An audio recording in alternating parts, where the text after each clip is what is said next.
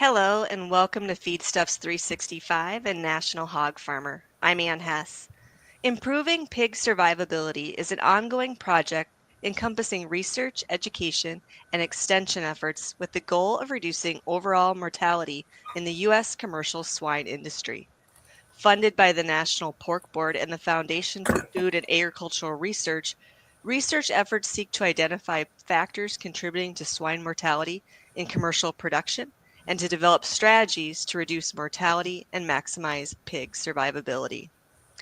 With us today to tell us more about this project and the upcoming International Conference on Pig Livability are Dr. Joel DeRushi, Kansas State University, and Stacy Matchin, Iowa State University. Welcome to you both, and thank you for joining us today. Thanks for having us on.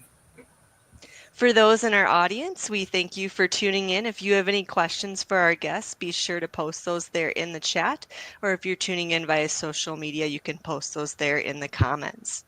So, Joel, let's start by having you give us some background on this project and how it originated, the industry need for this type of research, and maybe some key objectives both universities hope to achieve. Yeah, thanks for having us on again. And yeah, you've set up the project well. It's a project that started actually officially with National Pork Board and the Foundation for Food and Agricultural Research in 2018. So it's been an ongoing project over several years, and it's a producer priority with that funding to have some emphasis on how we can reduce whole farm mortality. We recognize in the U.S. and really across the world that our mortality rates in our production systems are frankly just unacceptable.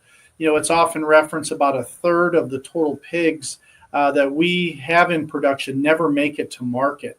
And so with that loss of revenue and also just the challenges on being sustainable long term, there's a large emphasis wanted to be invested by the National Pork Board and our producers in this area. So while lots of people work in this area all the time, it basically helped to bring together a consortium of university researchers, those on the extension side, but also those directly connected with the commercial industry, bringing in commercial partners throughout the U.S. and really North America to be part of a unified effort in some target areas to focus on improving pig livability. And so it really involves a couple different areas, certainly the research side, but also a large emphasis on the extension and outreach to make sure that we're getting all the information generated, not only from our project, but as we pull in other aspects, communicated to the industry. And that gets done in a variety of ways and means. But really, we want to make sure that the dissemination and information getting to our producers, consultants, the industry stakeholders, is done very effectively. Speaking of that dissemination of that research, I understand there's been some key developments, some key findings since this program began in 2018. Walk us through some research projects that's really stood out to you. Yeah, if we look at different production areas, and so we've had focus teams as part of either sows, pre-weaning, and post-weaning mortality. As we look at some of those areas on sow, so certainly some of the individual sow care. So as we focusing on employee training and just going in and evaluating our sows on a more individual basis. And so especially this has been a focus of that, and we've been able to see with some improved protocols on basically sow observation and more timely treatment. Improvements in sow mortality by 2 to 3%, or a reduction of that mortality levels we've been able to document on several farms. Also, we recognize that the prolapse issue has been front and center for many producers. There's been a lot of effort looked at how can we diagnose or treat those types of mortalities that get produced from prolapses, and we so emphasis how to prevent them. And so again, early identification, medication treatment, or just general observation, we've come up with a lot of information in that regard. If we look at the pre-weaning side, or after those sows have farrowed, and we look at those piglets nursing, trying to look at split suckle protocols. There's a lot of information out there, but most of it shows it doesn't work. And so we tried a protocol last summer on a large commercial sow farm.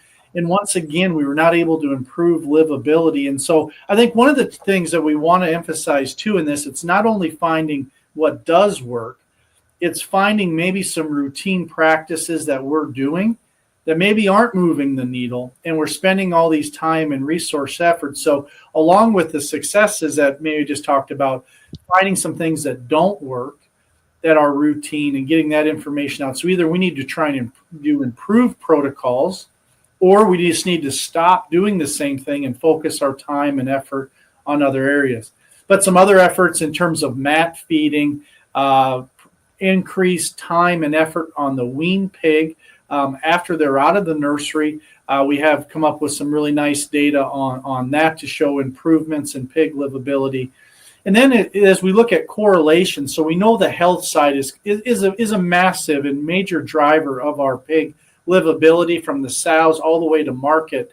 There's been a lot of emphasis in correlation data put together to look at how the sow health status influences all the way to marketability of those pigs. And the group at Iowa State spent a lot of time on that, and a lot of their work continually working with a lot of commercial systems currently to do those correlations to make sure that they can maximize their livability and look at how they're placing pigs, and then re-looking at their health protocols to make sure our sow farms are in the best shape possible, because we know that has a massive implication all the way to market. Wow, that's quite some accomplishments that the project has put forth so far, real world applications and fine tuning some of those farm practices. Stacy, the International Conference on Pig Livability is just around the corner. And before we get into this year's program, why don't you give us some history on this conference and maybe how the program's evolved and the speakers and attendees it attracts?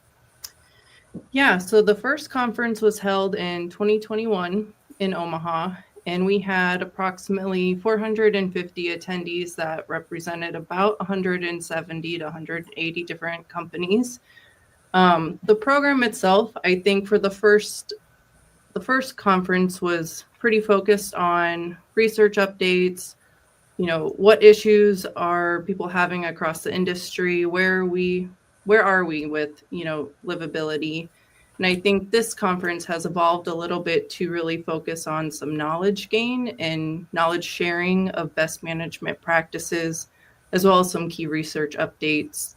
But yeah, we would expect to have a wide variety in our attendees. We'd expect a high percentage of producers to be in attendance, allied industry, veterinarians, geneticists, academia, pretty good spread. So I'd say while it'll have the same structure as 2021, we are really focusing on those take-home messages from guidance from our advisory board as well.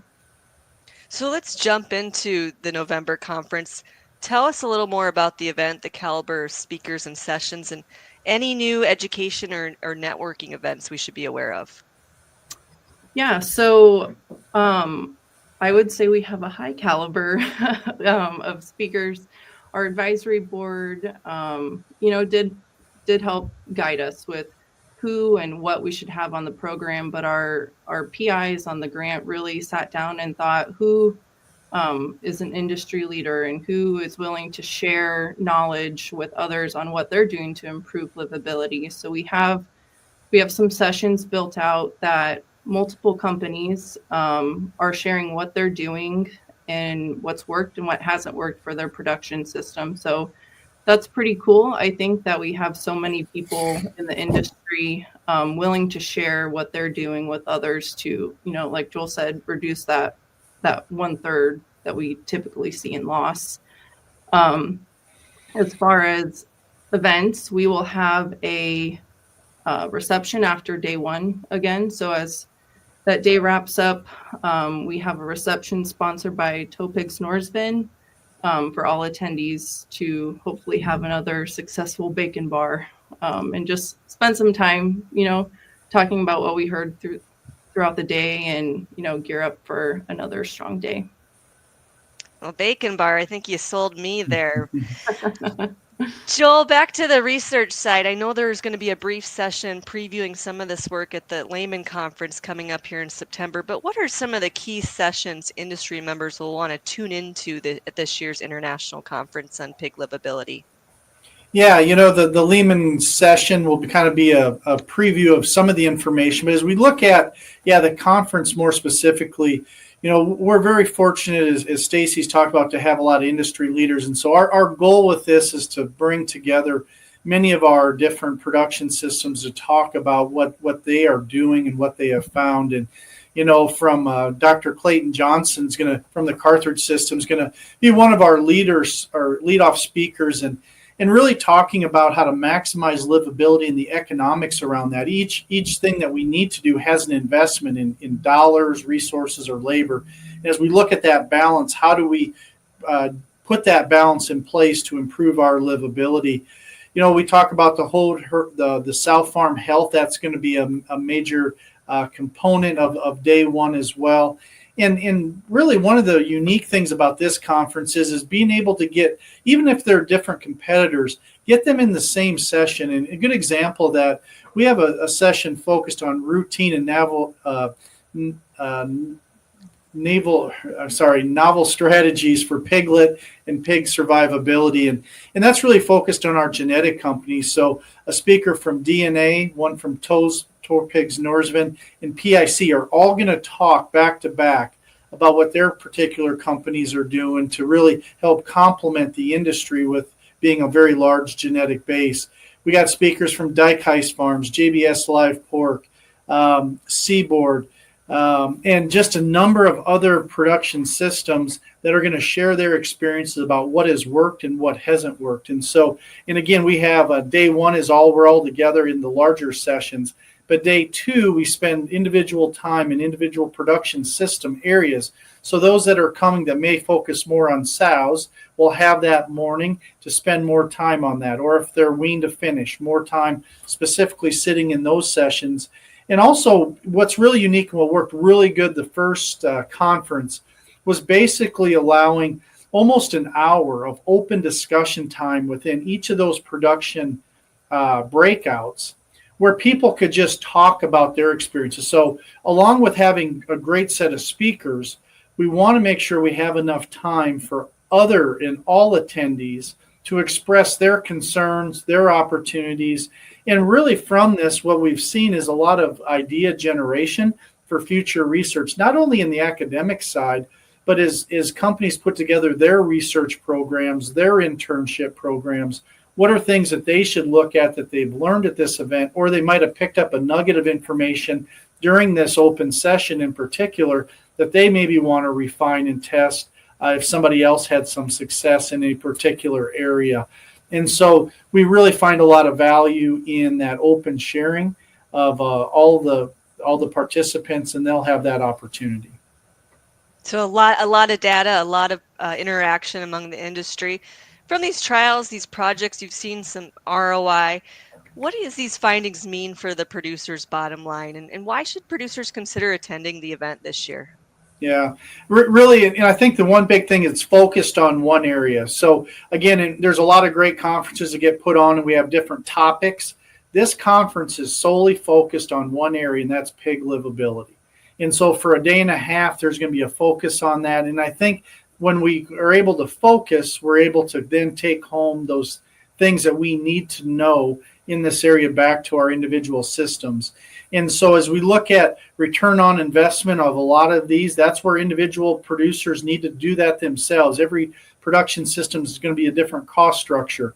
We put together some economic tools, and Iowa State was a leader in that, looking at the economics of mortality. So producers can put in their own information and then determine within that what is the cost of every percent change in mortality for them based on their current situation. One of the unique things too, we talk about ROI of the project in general. So we've received a large amount of funding to get things done, but it doesn't come without our partners, and our partners are the commercial industry. we're coming up now on about $2 million of in-kind facility use or data use that the industry has provided to this project specifically to get the work done in their facilities. And so one of the outcomes of last year, or of our first conference in 2021, was companies that approached our group to do research in their facilities, because we can help supply the graduate students, we can help supply other expertise. They have the commercial facilities to get the work done in. And so I think one of the things from a return on investment, companies can learn what others have done on a large scale, so they necessarily even don't have to reinvest in that same research, or they can partner with not necessarily even just us, but other companies are there that may have products and services, and creates those joint opportunities to get research done in a more cost-effective and collaborative method. And so really allowing those dollars to stretch when we get more people involved versus just individual silos trying to get research done. Yeah, it's quite a substantial investment and essential to get that industry backing too. Mm-hmm. So, Stacy, now I've already registered, but for those on the fence about attending or haven't quite pulled the trigger on registering, getting hotel rooms, etc., what are maybe some of the last minute considerations they should be aware of? Yeah, so I will say our registration right now for a general attendee is $275, and that will be through the end of the month. Starting October 1, it'll go up to $375. So full-time students currently $25, and then it'll bump up to $50. It is important for me to say that that is a pretty reasonable registration fee for, a 2-day conference, and that is only because of the strong industry support that we have in sponsorship for this conference. So we just want to thank our sponsors. We have 16 sponsors right now that we would not be able to pull off this conference without their support. The other thing I'll say is, yes, we do have a hotel room block through the Hilton, and that is linked on our website, piglivability.org. There is a tab, 2025 conference, and on that tab, you can find everything from the agenda to the speakers, the hotel block, registration, all of that. So I would say we definitely prefer if people pre-register, but we will take on-site registration. It's just a slower process to do it on-site. Very good. Dr. Joel DeRushi, Kansas State University, and Stacy Matchin, Iowa State University, thank you so much for joining us today and discussing the Improving Pig Survivability Project and the upcoming International Conference on Pig Livability, set for November 5th and 6th in Omaha, Nebraska. Thank you both. Thank you, Ann. Thank you. For you and our audience, we thank you for tuning in. For more conversation and coverage on swine health related topics, be sure to visit the Feedstuffs and National Hog Farmer websites, as well as our social media channels. For Feedstuffs and National Hog Farmer, I'm Ann Hess.